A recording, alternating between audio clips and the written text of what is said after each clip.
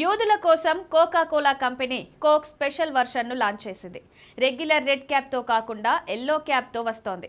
Pass over అనే religious holiday కోసం ఈ డ్రింక్ను క్రియేట్ చేసింది. ఈ ఎల్లో క్యాప్ డ్రింక్ గురించి ఆసక్తికర విషయాలు తెలుసుకుందాం.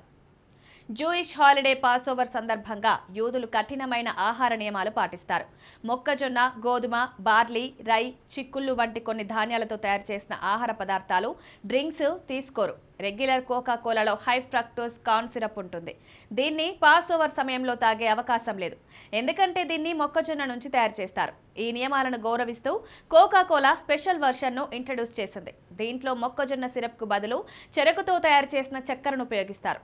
ఎల్లో కలర్ క్యాప్ ఉండే కోక్ బాటిల్స్ ని ఈజీగా గుర్తించవచ్చు.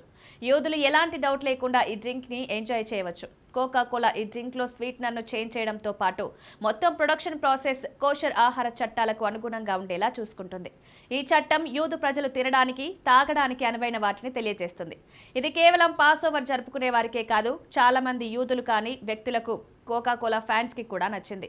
షుగర్ వెర్షన్ చాలా సంవత్సరాల క్రితం తాగిన ఒరిజినల్ కోకా కోలా లాగానే ఉంటుందని గుర్తు చేసుకుంటున్నారు. ఈ సంవత్సరం ఎల్లో క్యాప్ కోకా కోలాను కంపెనీ బాగా ప్రమోట్ చేసింది.